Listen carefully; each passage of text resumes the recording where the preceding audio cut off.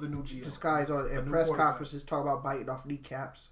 All right. And when you punch us back, we're going to smile at you. And when you knock us down, we're going to get up. And on the way up, we're going to bite a kneecap off. All right. And we're going to stand up and then just. You know I'm going to pull that. You know, America, if you haven't seen that, don't worry. It'll be in here.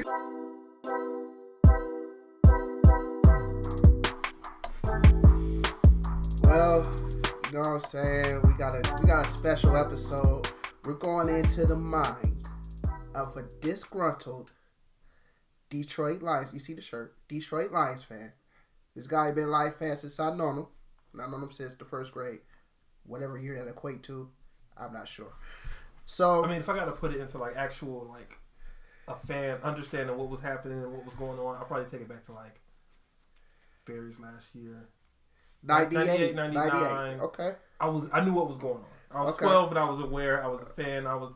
You can comprehend the game. You know how it goes. Like your dad likes that team. You start to show interest. You're playing the sport, and nothing's been the same since. Like, so we're going to date back to 98. Okay. That's we're going to say that's where you became a fan. Yeah, I remember specifically. What year did Barry retire? Was it 98? Going into 98. No, 98 going into 99. Right, correct. That is the year my dad bought his season tickets. So it was like, I'm excited. I get to go to games more frequently. You get to see the greatest running back to ever touch a football. Nobody ever seen nothing like that before. I thought. But then I think like a month after he bought the tickets, he retired. Oh. So was that the first major letdown as a that was the first heartbreak. First. Okay, so how do you feel about the excuse that a lot of guys throw out there? Well, he saw the franchise wasn't going anywhere, and okay. Word on the campfire was he saw that they were going to move forward with Charlie Batchelor, quarterback, and they weren't making an effort. He said, "I'm out the game." How do you feel about that? Do you buy that? Are you okay if that is true? Are you okay with it? Changed over time. At the time, it's like a breakup. It's just anger. How could you do this? Why? And then the fact that he did it like a month before training camp. Like no time. There's no time to go get another player. It was just doom and gloom. Like you felt like it was over with. But what people forget is the next year. That year they went to the playoffs. They went to the playoffs. So you telling me? It's not. So wait, no. They weren't better off. No, I'm not saying okay, that. I thought you was gonna take I'm not saying that. So you're saying that year Barry retires, they make a run, they go to the playoffs. You're telling me you add a generational talent like Barry, you get in the playoffs. We'll never know. Anything can happen, we'll correct? Never know. like Barry might have ran up to the NFC Championship game for all we know. Barry could have ran up to the Super Bowl. It's just so many questions, right? Man. Like even in '99, who would that be? Is that the Titans, Rams? Titans, Rams, I believe. Yeah, but you know, just that was the first heartbreak. There was so many. That was the first heartbreak, America. Then that was me as a kid. Now let's fast forward to now. What, 17, 18 years later? You know where I'm headed to see it happen again. Wait. Before we get to that, 17, 18 years later, how do you feel about that retirement for Barry now? Like you said, it's changed. I think it's changed now. If you're frustrated with how something's going, you can't leave. You're locked into it. Walk away. Like I have no problem with it now because it's like, look, he got out with his health. They weren't working with him. Like you kind of see more sides of it back then. So you're pretty much saying now you're okay with him being a quitter. I understand his frustration now. Back then it was just like, why are you? It felt like you're leaving the team. You're okay with him being a quitter.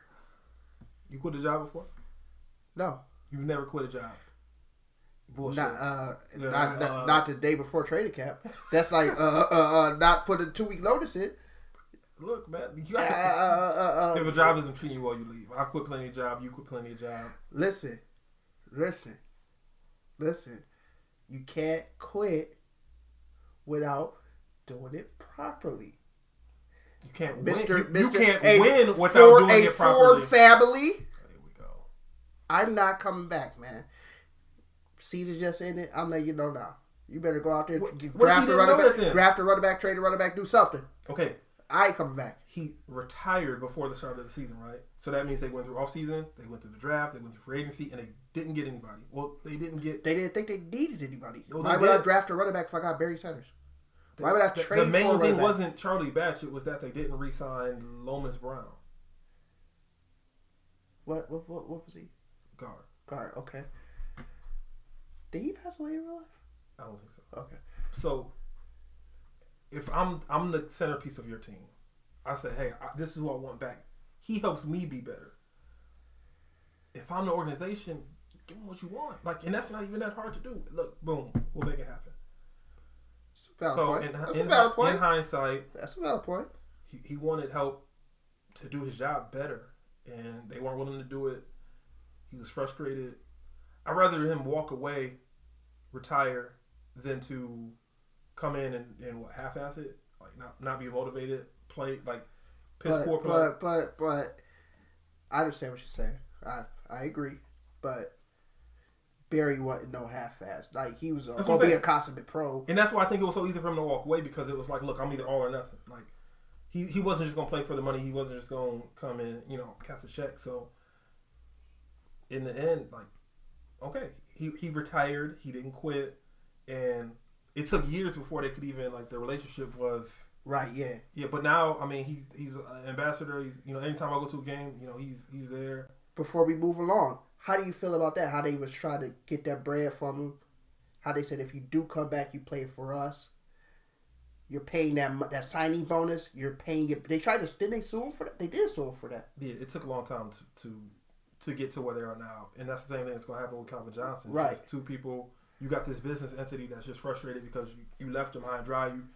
The two best peak players in your franchise retire after one right at 10 years, one right after. So okay, since we mentioned CJ, let's get into it. So like you said, that was the first heartbreak. First one, and that was as a kid, that was just You never thought a million years I would be 33 years old. This is gonna happen to me again. You never thought that, did you? The good thing about being young is just the optimism. We'll get another one. Yeah. We'll get another. No, when you get a window and an opportunity and a shot, it's there and then it's gone. So the same thing with Calvin Johnson. When the first year they got him, okay, going through his rough patch. But then when I saw he's Megatron, he's one of the best receivers of all time. We got a ball club here. When they had it was him and Dominic Assume, Matt Stafford, all these three. It was all right, we have a window. We got it right. And then Sue retired. Sue moves on in free agency. And then I still remember where I was when I got the first alert that you remember this? The first alert that it was even a rumor that Calvin Johnson would retire. And I was like, you're okay. No, come on, why would he do that? Right, correct. When I say my heart was ripped out, the best receiver in the game gone. Guys, I was gonna try to argue with him, but I don't even remember who the best receiver was back then. Go ahead. But going back to that, let's go back. I remember the year that the Cowboys came to Detroit. That very week. See, I already know what this. This very week, this man said Dez Bryant was a better receiver than Calvin Johnson. Yeah, America. The same week that he said that, Calvin Johnson goes out and sets the record for most receiving yards in a game with you in attendance, and that was the highlight of my Calvin Johnson. Let me take over this conversation here, America. This is true. I was about to start denying some stuff, but I actually do remember what he's talking about. This did happen. Me and my pops went to that game up at Ford Field. He put on the show. And wait. I gotta get into this. I gotta address this. Calvin Johnson went off for 319 yards. I remember the fake spike happened right in front of me. The fake spike that ended the game, it happened. Stafford ran to the line like this. I remember it like it was yesterday, man. Well, yeah. So a lot of good. He had his chances in the playoffs. this time, seeing his retirement, his whatever you want to call it, it was. Did you have that initial anger? For like a second, like it was like but it was like nope. I know what organization I'm dealing with. They haven't. If you have the same track record, like you had one generational talent retiring you early, you try to get money from him, it doesn't work out, and then it happens again. It's not the players, it's the organization, top to bottom. So, okay. Can I say something on this, please? Go ahead.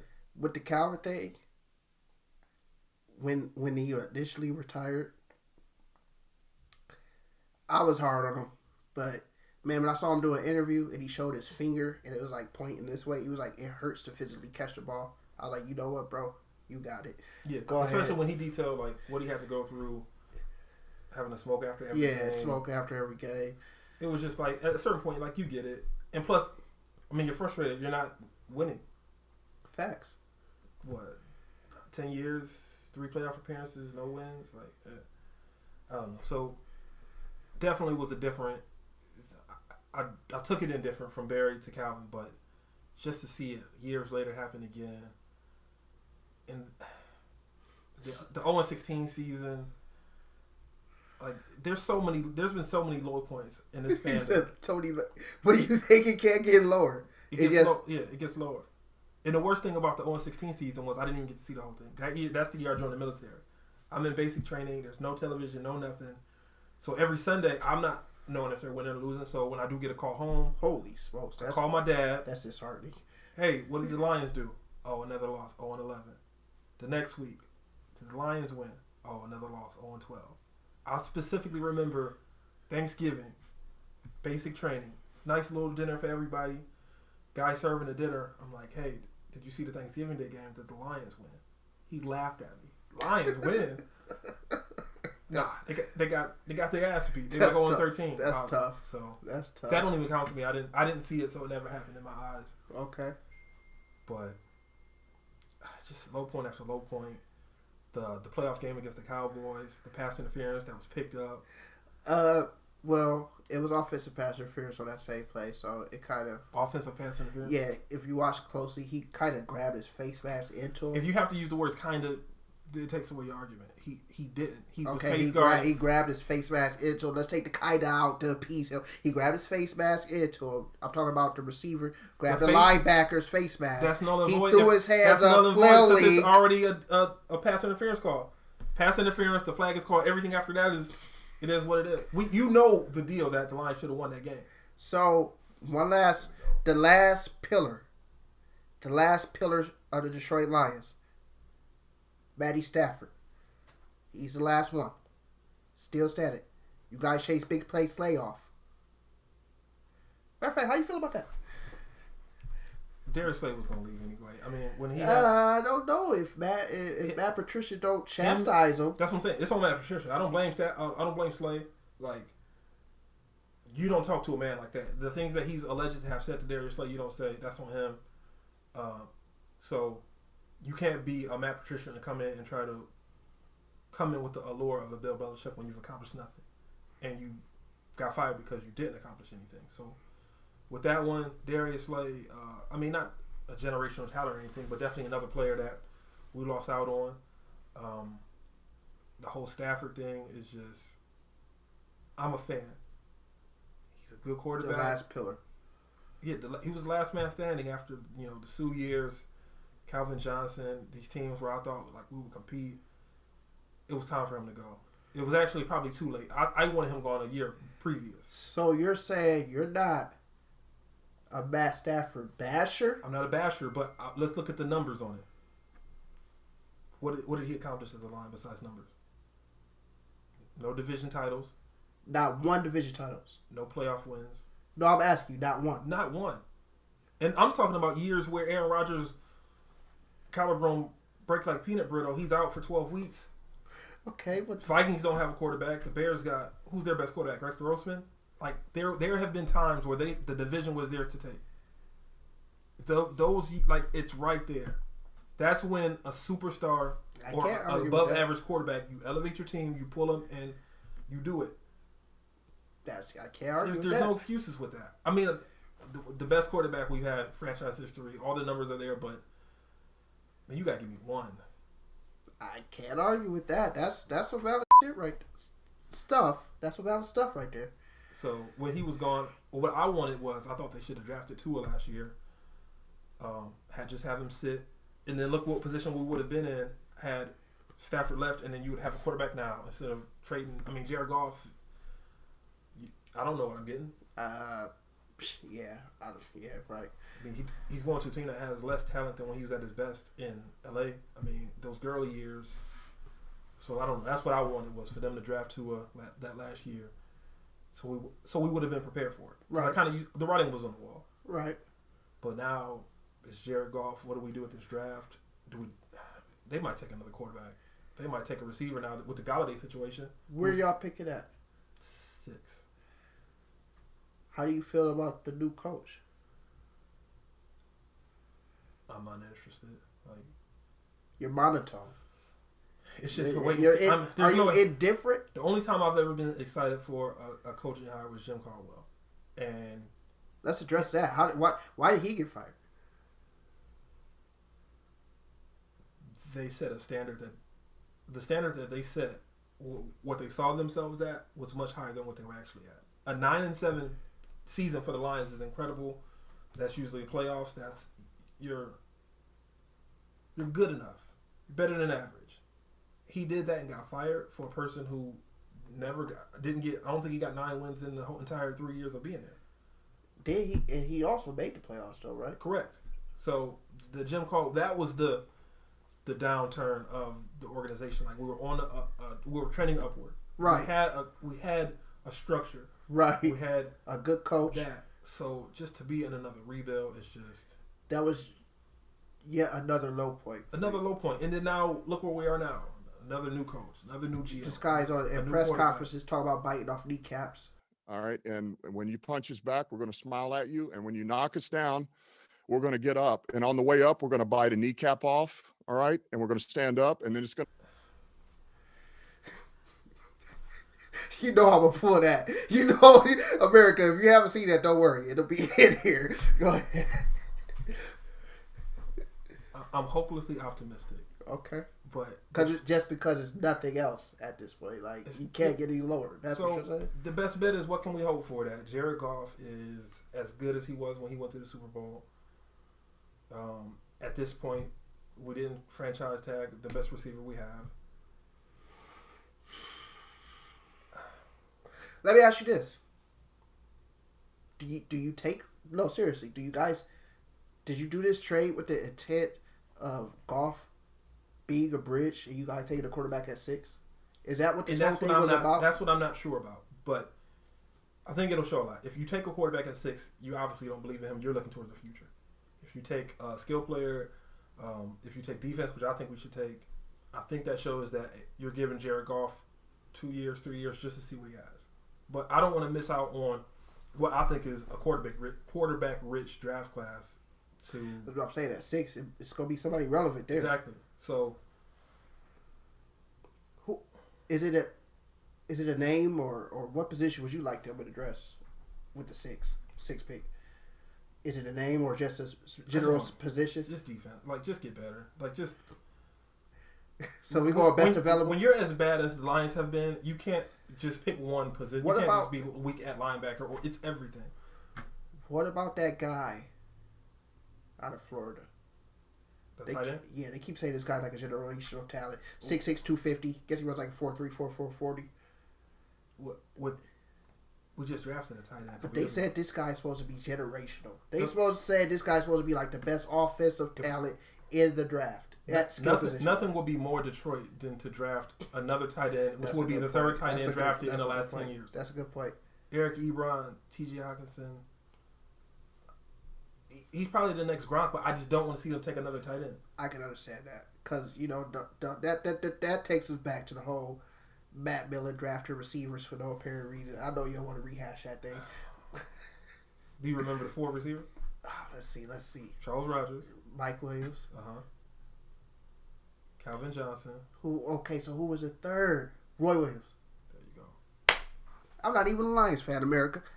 But just whoever's best. Like this team is so bad. It's just get better. Just fight. Just get better. That's it. That's all I ask. I just want just hit. As long as it's not a pick like when we took Kyle Van Noy and he did nothing for our team and then won a Super Bowl with the Patriots, or oh wait, you drafted him? Drafted him in the second or third round, I believe. Yeah, he was a line. Never made so much as an impact. Not even a tackle for a loss. That's tough. He said, "Boy, they get a TFL." That's tough. That's tough, America. You see this guy go and win championships. It's been happening for years. Charlie Batch, he went from our quarterback to career backup with the Steelers. Got a Super Bowl. It's true. So all I can hope for is that we get better in the draft. I'm curious to see what Stafford does in LA. I hope he falls on his face just so that people stop the excuse of. So you're gonna be watching from afar. Yeah, just to see what he does, because people put it in their head, and the thing is that it was all the Lions organization, and he never had talent, and he never had this. The years where he had Nate Burleson is no good, Roy Williams was no good, Calvin Johnson was no good, Reggie Bush wasn't a factor. I mean, Kenny Galladay, Marvin Jones, Golden Tate.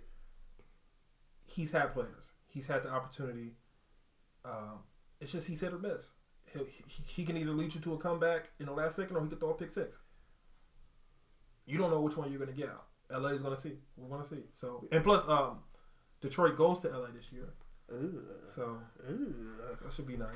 Should be nice, man. So let me ask you this: do you feel as a Lions fan how most Cowboy fans feel about we're not going to do anything until Jerry is out of the picture? No. Are you against the Ford family? I'm not, just because like the person we have running the team now isn't her mom. She isn't William Clay Ford Sr., who was the original, the owner for the long time. Like a different person is going to bring a completely different aspect. So I'm hoping that this new woman that we have running the team is just get competent people, GM, coach, let them cook. That's all you gotta do. You